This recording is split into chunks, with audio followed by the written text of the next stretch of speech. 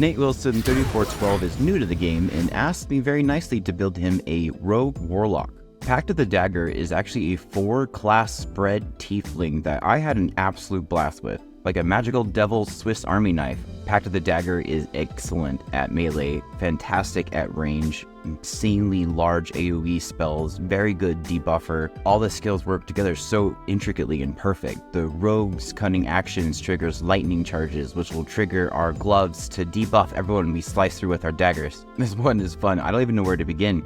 First off, our rogue abilities increase our spike damage and allow us to become an excellent dual wielder. Our cutting action is augmented to give us lightning charges to add electricity damages to all our slices and all our spell damage. Because of that, now all our attacks will lower everyone's strength, dex, and constitution saving throws. I thought I was building an assassin. I ended up building a total powerhouse. A powerhouse that can fly, just by casting a spell like one of her smites. Hey, thanks again, Nate Wilson 3212 for dropping in the request. There'll be chapters below if you wanted to skip around. I'll see you at the end. The first few levels are to lay out the groundwork. She's going to do a ton of things, and they're all going to work with each other. But to begin, we're going to start with a level in Fighter. This is going to give us Constitution saving throws. It's going to give us all of the proficiencies in the equipment that we'll want, an easy bonus action heal. It'll give us a fighting style, which we'll be picking 2-weapon fighting. That way, no matter what spell we decide to cast the first round, we can always still do tons of damage with our bonus. Stat-wise, we'll make sure we have 16s in Dexterity and Charisma and a 14 in Con. I would dump our Intelligence, but leave 10s everywhere else. I don't usually talk about races, but this one I really like taking a Zariel Tiefling. They get tons of stuff growing up, but we also get access to 2 smites without having to touch Paladin. But at level 1, you'll get Thaumaturgy, and if you're starting off the game as a level 1 Zariel Tiefling, Thaumaturgy is incredibly helpful. Advantage on Intimidation and Performance comes up a lot more than you thought it would. Our next level is going to go into Fighter as well, unlocking Accent Surge. Now we can do several actions once a short rest. Going to go very nicely with the ability to do 2 bonus actions at all times, but we're getting ahead of ourselves. Our next level, our last level for the groundwork, so to speak, is actually going to go into Sorcerer. Storm Sorcery is going to give us the ability to fly with the bonus action as long as we cast a leveled spell, meaning not cantrip. And all our smites we'll be getting it also count as a leveled spell. This fly doesn't take opportunity attacks and is incredibly fun to use as a melee fighter or a spellcaster that needs high ground. The cantrips don't really matter, but definitely pick up the spell Shield. We'll have a really high AC for a spellcaster, but this is always good to have. Our next level is going to go into Rogue. As you pick up Rogue, you'll unlock Sneak Attack, which is very cool. Gonna add additional damage once a turn, so we'll need to make sure that we proc attacks off our turn, which we'll talk about later. Also, I suggest grabbing the skill Stealth and putting expertise in it. It really fits the whole vibe. Our next level opens up Cunning Actions for Rogue. Now we can dash, disengage, and hide with our bonus action. And our next level in Rogue opens up our subclass. We'll be taking Thief. That way we now have 2 bonus actions at all times.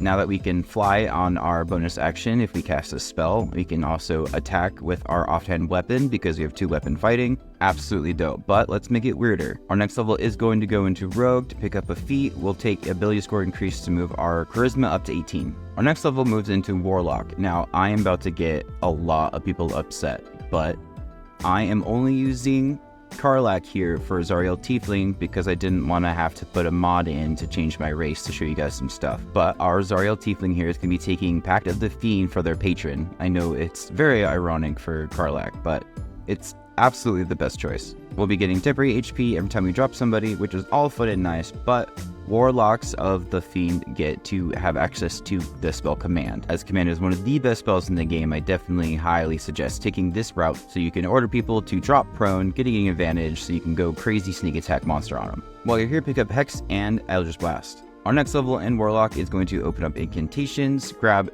Agonizing Blast to add your Charisma modifier to Eldritch Blasts, and also grab Devil's Sight so that magical darkness no longer stops you from seeing. Our next level in Warlock is going to open up our Pact boons. We're going to pick Pact of the Blade. We're going to bind ourselves to our main dagger using our Charisma modifier for that dagger and future letting us use second attack with it. Also unlocked second level spells for Warlock, getting us Hold Person, which is always very, very necessary, and also Misty Step and also Darkness. You'll have to replace some spells out for it. I'd suggest replacing anything but keeping Command and keeping Hex. Our next level is going to give us another spell, so we can slot that in, and it's also going to give us a feat to make our Charisma 20. Our next level in Warlock is going to open up that second attack and open up 3rd level spells. Hunger of Adar is always the best 3rd level spell for a Warlock, and it's one of the best in the whole game, creating huge, inky black darkness so it blinds everybody except for you, and it also deals cold and acid damage to those who stuck inside. But definitely replace the spell to get Fear. Fear causes everyone in a cone to make a save against your spell save DC or become frightened of you, which means they drop their weapons and have to run away from you on their turn. Running away from you activates a opportunity attack for you to hit them and sneak attack them off your turn. You can also use command and tell them to flee, and that will also proc this. That way you don't have to wait so long to grab Fear to use that skill. As far as equipment goes, a lot of this stuff comes pretty early in the game, but let's talk about the one that doesn't. The best dagger for anyone who is using a dagger is Bloodthirst, but you'll have to take down one of the dead 3 to get it. This dagger is absolutely insane. It's +3. If you hit somebody while it's in your main hand, they're then vulnerable to piercing damage, so all your daggery attacks will be double damage, but that takes forever to get. So let's talk about some other daggers. There's also Stillmaker, which is a really good, very strong dagger that you can find at the beginning of Act 3 in Rivington. This lets you cast Hold Person at 3rd level once a long rest. There's also Cold Snap, a really awesome dagger that you can purchase at the refugee camp in Rivington. If this is in your offhand, your AC goes up by 1, and all the damage it does has a d4 of cold added to it. There's also the Susser Dagger, which you can get by completing the Blacksmith quest in Act 1. Hitting somebody with this could silence them so they can't cast spells. There's also Murderous Cut. This is a dagger that you find all over the place. The Absolute drops it like crazy. It's magical. It does additional d4 slashing if someone is below 50% of their HP. At the Goblin Camp, you can find both the Hunting Dagger and the Ritual Dagger. The Ritual Dagger, you take some damage yourself, and you basically get a bless. You can find that by the Cleric of Leviatar, and the Hunting Dagger you can get from the Zentium Outpost girl. She'll sell that to you. She actually sells multiple, so if you buy one, you can come back and get more. If you hit someone with that, there's a very low chance, but a chance that they'll become ruptured, meaning they'll take additional more damage if they move, kind of like a really low, bad booming blade. In a chest in the Blighted Village, you'll find one of the coolest boots you can find, honestly. They're just kind of hard to work with. The Speedy Light Feet boots add 3 electric charges to your character as long as they dash on a turn that is in combat.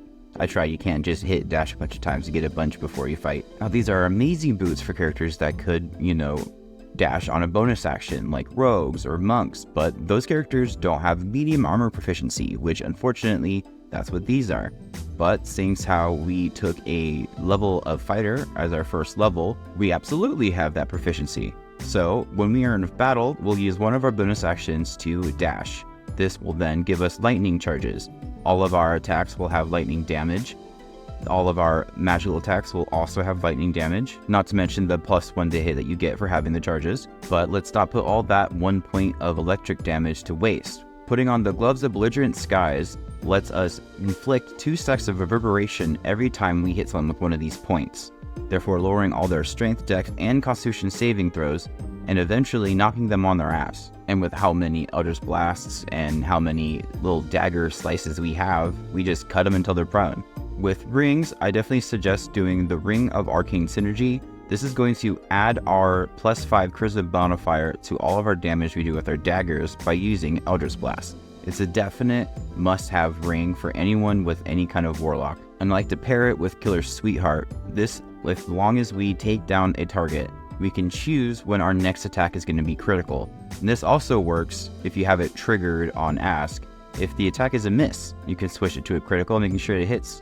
Lastly, because of all of the hold persons and all of the spells we're going to boost, we need a higher spell save DC. The best item for that is the Hood of the Weave. This is dropped or purchased from the Mummy in Act 3. I'm not going to say more because it's kind of spoilery, but yeah, find the Mummy, buy that off them.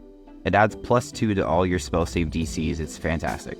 Hey guys, thank you so much for watching my video. Major thanks to Nate Wilson 3412 for sending in that request. If you want to see something special, drop that in the comments and we vote for it on our community page. Huge thank you to all my sponsors, but especially these guys right here. everybody who is on the adventure category of any tier list is automatically put into the ending credits and automatically put into a raffle that pulls every Sunday. Once a month, I like to pull a person from any tier list and can get one really cool prize. And this month is going to be a $100 Amazon gift card. I myself won in a raffle, so I thought it'd be pretty fitting to raffle it out. I know it's not D&D related, but hey, buy some dice. If you wanted to join that list, there'll be a link in the description and you can click the join me button. I'll be pulling, again, one person from any of the tier lists. But enough of that. You guys have a great day. Bye. I love you.